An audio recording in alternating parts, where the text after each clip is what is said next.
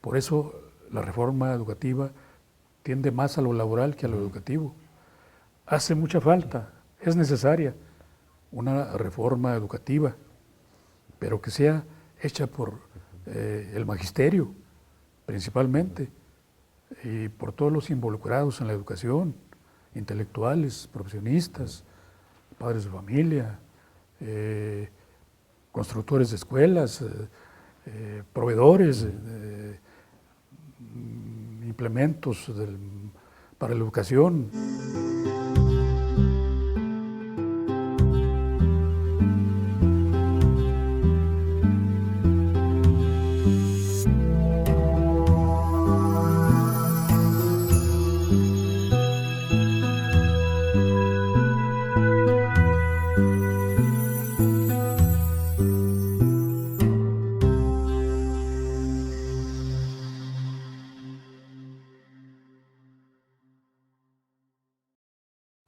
Habría que mencionar que efectivamente la última reforma del 2013 justamente le agrega, si combináramos, si entendemos la lectura del tercero completa, la educación es obligatoria, pero ahora es obligatoria con calidad y que debe procurar el máximo logro académico del educando y una serie de elementos que se le adicionan. Es una trampa.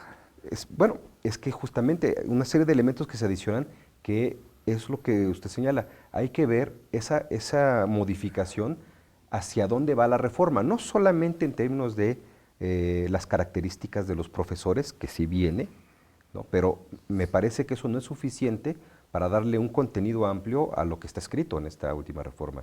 Así es lo que hay que hacer hincapié, de que no se deje de lado el aspecto fundamental que es la calidad, pero una calidad no con miras a justificar la entrada de México primero y sus adláteres y sus intereses, porque hacer creer que la calidad solamente la pueden dar ellos, las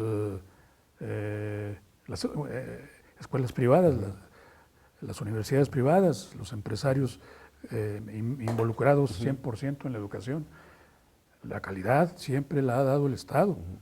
Siempre tuvimos educación de calidad hasta que el magisterio se politizó mañosamente por el gobierno para utilizarlo electoralmente. Sí, ha sido un bastión electoral en varias elecciones, claramente, sí. Aunque en una educación democrática tendríamos que aceptar que todo aquel que tenga lo que decir sobre educación, inclusive si es empresario, debería ser escuchado. Pero señala correctamente que deberíamos construirlo no solamente con ciertos sectores, sino con una consulta amplia. Exactamente, ¿no? Y que todo aquel empresario que quiera participar en la educación debe ajustarse a lineamientos, reglamentos, a una filosofía educativa del Estado, no que el propio empresario o dueño de una institución educativa privada imponga sus propios reglamentos, sus propias normas. No, tiene que seguir las de un Estado regulador, pero en base a lo que se especifica claramente la Constitución en su artículo 3, y darle, otra vez recuperar el espíritu y la letra del constituyente en el artículo 3. Eso es muy importante. Claro. Ahora, ¿qué tan pertinente, y me parece que a esto sí hay que dedicarle alguna reflexión, porque la reforma constitucional, no del 3, pero sí del 1, del 2, del 4, del 2011, hace una transformación desde la óptica de los derechos, y entonces la educación se vuelve ahora un derecho, junto con otros derechos, se vuelve un derecho humano. Entonces, ya la obligatoriedad ya entonces no aplica solo a educación, desde mi perspectiva, a la educación señalada como obligatoria, es el bachillerato, sino que siendo un derecho humano, una persona que requiere o desea como ejercer el derecho de estudiar a nivel superior, pues el Estado debería asegurarle la posibilidad de que pueda hacerlo igual un posgrado, igual un doctorado, igual una persona que no siendo mexicana esté dentro del país, siendo un derecho humano, no podría atropellarlo, Así es. negándole o impidiéndole o obstaculizando el ejercicio del derecho a la educación en el nivel que sea. Entonces, la pregunta es, tenemos que reflexionar si la obligatoriedad queda superada al reconocer la educación como derecho humano o complementa un lineamiento para ejercicio de la política educativa. Es un avance que se considere como un derecho humano, pero no debe quedar nada más en el aire, como un sueño, como el derecho y la obligatoriedad que tiene todo ser humano a tener comida asegurada. ¿De qué sirve si no hay condiciones para que lo pueda realizar? Sí. Es un derecho humano inalienable tener trabajo, tener los satisfactores básicos satisfechos. Es un derecho humano y que debería ser obligatorio para el Estado. Sí. Pero en el sistema neoliberal, la obligatoriedad del Estado en el desarrollo social cada vez se va minimizando. ¿Por qué? Porque es la filosofía de la política liberal que viene del siglo XVII. Sí, sí, hay un retorno a ciertos principios de liberalización. El dejar hacer, dejar pasar. Sí, sí. Eso es un retroceso enorme, significativo, aunque los ideólogos del neoliberalismo dicen que es un avance hacia el futuro. Sí, aunque en el contexto, ¿no? Sí hay que reconocer que en el contexto ya de reconocimiento a la educación y otros derechos como un derecho humano, también viene a colación que el centro de la política o el centro de la atención, en este caso, ya es la persona, ya no es una cobertura. Además, por eso se resignifica la obligatoriedad, ¿no? Porque una persona tiene el derecho a ejercer o de disfrutar de educación en el momento que lo desea, pero y queda claro que no todos desean hacer un posgrado, un doctorado o ni siquiera estudios superiores. Si lo desea, debería haber una salvaguarda para que pueda ejercer el derecho, y si no lo desea, no, pero el centro de la obligatoriedad entonces cambia, porque ya es una decisión del ejercicio del derecho hasta dónde y qué tanto uno quiere ejercer su derecho a ser educado, y entonces la obligatoriedad, por eso decía que puede entenderse más como quiénes son los sujetos obligados a salvaguardar ese derecho, que el que todo mundo tenga cierto nivel de educación. Así es. Se quiere seguir el modelo estadounidense de financiar al estudiante que quiere hacer un posgrado, que tiene posibilidades mentales de formación y deseos de seguir estudiando, y se quiere seguir el modelo estadounidense de darle un crédito bancario, pero aquí no hay condiciones para eso, porque en primer lugar los bancos no tienen contemplado ese renglón, y sus normas son absolutamente mercantilistas. Sería bancarizar la educación y darle un vuelco también muy favorable a intereses privados. Sí, que ha avanzado ese corte de opciones, ¿no? En México ya hay bastantes bancos que ofrecen la beca crédito, ¿no? Que se llama. Sí, pero Sí, sí. Dejar en la esclavitud a ese pobre profesionista, porque nunca va a acabar de pagar el crédito por los intereses tan altos. Pero ese es el punto. Si alguien no tuviese los recursos para pagar y no quisiera entrar en un esquema en el cual el Estado debería proporcionar las posibilidades de financiamiento bajo un sistema como el CONACYT, ¿verdad?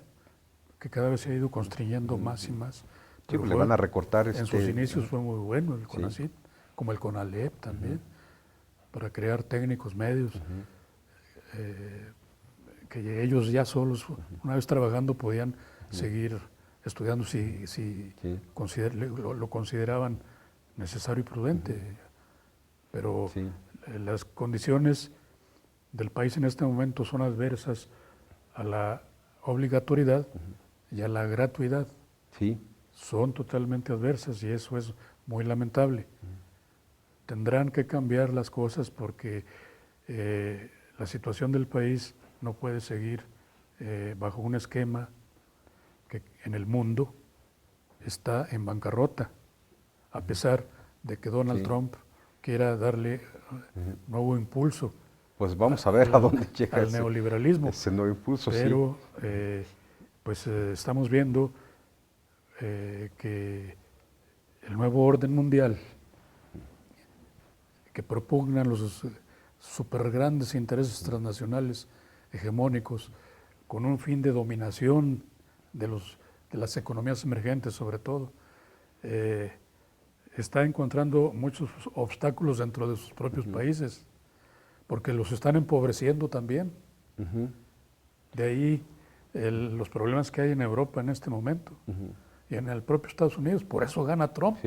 Paradójicamente gana apoyado por los blancos más pobres, por los que creen que van a mejorar trabajo, su situación. Porque hay muchos migrantes, pero se van a dar cuenta que no tienen trabajo porque la estructura económica está para darles trabajo que ellos no van a aceptar. Y van a perder competitividad porque muchos productos, sobre todo agrarios, son competitivos internacionalmente, pero porque le pagan sueldos por debajo de lo legal a los mexicanos que están trabajando. Los primeros en estar rechazando las medidas de Trump son los grandes farmers de Texas, de California. Sí, porque ellos quieren seguir contratando inmigrantes. Sus costos van a subir enormemente.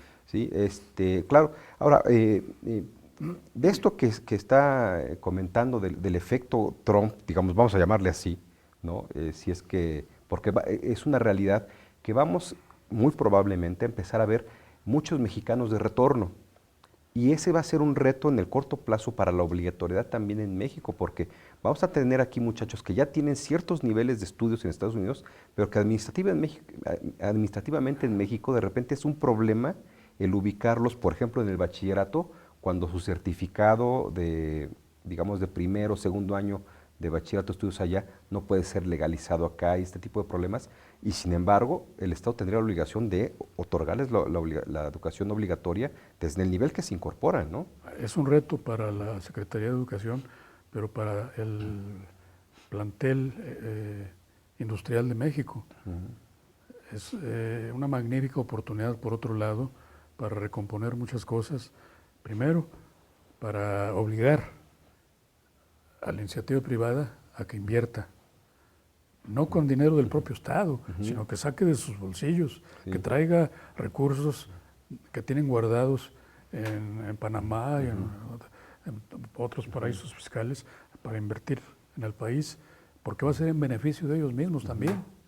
Mientras mejor, más activo, más importante sea el mercado interno en el país, habrá más demanda, más oferta, más movimiento económico en todos sentidos, y se crearán las condiciones para crear los empleos necesarios para hacer obligatoria la educación y seguir adelante con un país de visión progresista, democrático, que es el que necesitamos, que necesitamos heredarles a las nuevas generaciones de mexicanos.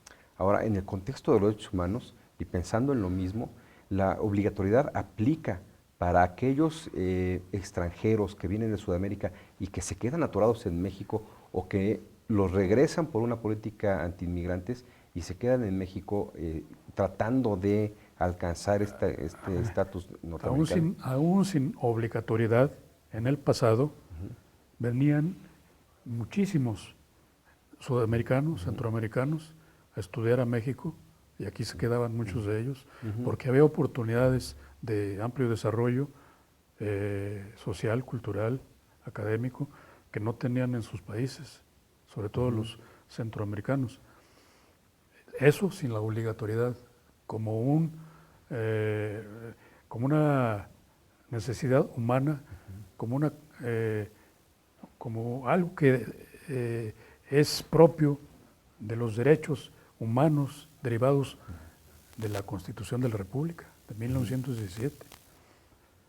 Ahí está el ejemplo de Lázaro Cárdenas cuando recibió a todos los expulsados por la guerra, sobre todo los españoles, judíos, a Trotsky, gente muy prominente que aquí encontró la manera de seguir produciendo, de seguir siendo útiles. El Colegio de México, que está aquí al lado, lo crean españoles, refugiados. Sí. ¿Por qué? Porque México siempre fue muy solidario con los extranjeros, no como una obligatoriedad legal, propagandística, sí, sí. Supuestamente legal, Sí, sí.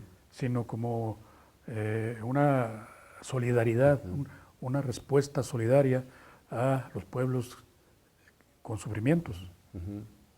Pero sin embargo hoy es un problema porque hay niños que son migrantes, que vienen de otros países, están atorados en México por la razón que sea, porque pretenden ir a Estados Unidos, porque pretenden quedarse aquí o lo que sea, pero no se les asegura la educación, ni siquiera la obligatoria, por una serie de razones, porque no son nacionales, porque los documentos que traen son complicados para los procesos administrativos, o porque no tienen documentos como actas de nacimiento, comprobantes de otros estudios.